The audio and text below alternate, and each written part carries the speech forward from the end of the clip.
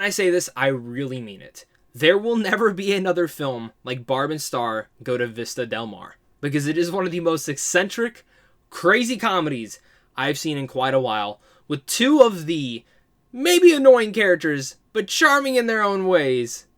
This is one hell of a movie.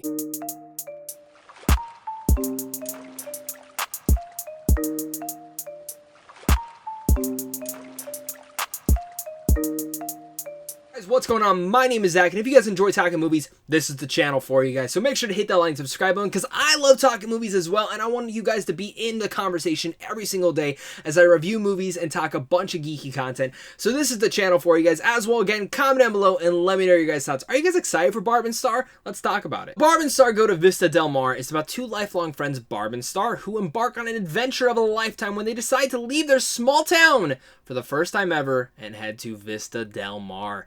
This stars the likes of Kristen, Wiig, and Mumolo, and it also has Jamie Dornan. But the cool thing about this that I really liked is that Kristen and Annie actually wrote the script for this. And once again, like I said, I wasn't excited for this film, like, at all. But within the last week or so, I heard a lot of great things about this. Because I remember when I saw the trailer back when Rise of Skywalker came out, I was sitting there like, this does not look like my jam. Looks like something my girlfriend would love, or even my mom. And I still stand by that like, I think they would love this type of stuff. But it wasn't my jam. But then I heard some good things earlier in the week, and I heard some crazy, unique things that happened inside this film, and actually what the film is about. And I actually wish the film played off more of that in the trailer, because it should. Because honestly, this is a film that, yes, it features two annoying characters that are actually quite charming in their own ways. Like, there are those two annoying friends that, like, you don't, like, love to be around all the time, but, like, you can deal with them for 2 hours, and you still love them, and that's exactly who Barb and Star is. But it's not just about them. Like, there's a whole spy subplot mixed in, twined within the entire comedy of the film, and I wasn't expecting that at all.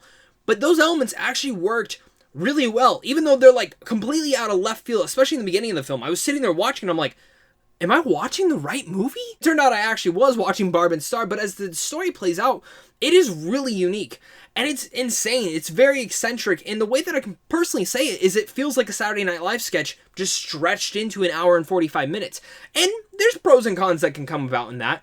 But the biggest pro that I really want to give it is Barb and Star. Again, they are two annoying characters, but they are so charming, so lovable. And they really much either, they remind you of two friends that you absolutely think are completely annoying but you still love, or you are one of those annoying friends and you have that other annoying friend that you just love to have those banters and talks with. I know I'm probably both of those. And that's what I really felt was the relatability between these two characters and the charm that Annie and Kristen very much infused off the screen. That actually made me, like, again, I didn't expect to like their characters as much as I did. And again, their story arcs that they actually have to themselves, while not deep, for a comedy, they actually went to certain places that I very much appreciated, especially of expanding your horizons, going to locations that you never expected, and I like that. But like I said, this is an insane movie. Like, it's very entertaining, it's very fun, and I think that's the thing that I can very much say is that it's entertaining and fun, because weirdly enough, there's multiple musical numbers in here that are hilarious, especially one in particular with Jamie Dornan, who is probably having the time of his life. This is his best performance I've seen from him yet. I'm not talking about acting wise, but again, from the energy, the charisma that he is showing in here, that is what I want to see within Jamie Dornan. I think he did such a fantastic job in this film, stealing multiple moments in particular. His chemistry along with him and the girls just work wonders. Like I said, this is a fun, unique film that has musical numbers, this spy subplot, spy espionage type thing going about it, and also this crazy vacation, beautiful locale of an island that has multiple, again, party scenes, eccentric, fun, energetic scenes, and just in general, fun moments that you're just sitting there like, what the hell am I watching? Because there truly will never be another film like this, especially with the likes of Barb and Star starring in it.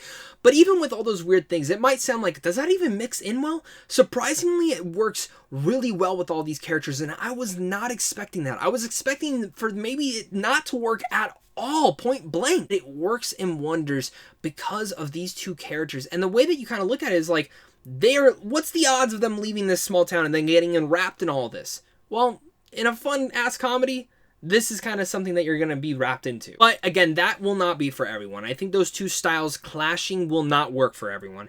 In fact, I do think there is one thing that you really do need to sink yourself in and be prepared. That's why I'm letting you into a little bit more of the mystery of what the story is about, because I think if you don't know that, that might not unhinge you to go and see this film. And also, if you do see this movie, it might in particular hinder your experience if you don't know about that. You need to be set and prepared for what this is going to be. And like I said, this is an overly long Saturday Night Live sketch. And for moments of that, it does work because there are funny sketch moments in here. There are funny ideas in there. And I think the mixing them all together can work because it's so much fun. But my biggest con to this film, and I really mean this, and this is going to be different for everyone, I very much say this, is even though I found it fun and I was smiling and I was enjoying myself, it wasn't as funny as I thought it was going to be. Point blank, I didn't think the film was that funny. There were many jokes that I giggled, I smirked, I went, ha! But I never gut busted laughed. And this is the point of a comedy, is to make me laugh. I can have fun with it, but I was looking for a lot more laughs, like a ton more. And I was really expecting them, and just none of the big moments hit. I just had a smile on my face, and I think that's something that you will have in Barb and Star. But it's something that I was expecting a lot more from this film. And that's really the thing. Again, it's going to be different for everyone. This might be your type of humor, and you might laugh at every single thing. And maybe I'm just a cynical person. But I love laughing. And usually laughing, I can laugh at even the smallest of things. But this one didn't have me gut-busting laughing. And I really wanted those hard-hitting jokes. And really, for the most part, I was just smiling along the way. Barb and Star is a fun movie. It's energetic, it's a blast, and I think really much so Kristen, Wiig, and Annie are just superb with one another. And Jamie Dornan is a big standout of this all. I love how different and unique this film is. I actually really do take strides in really much appreciating how they took this to that next level and being different than something I actually expected from the trailers.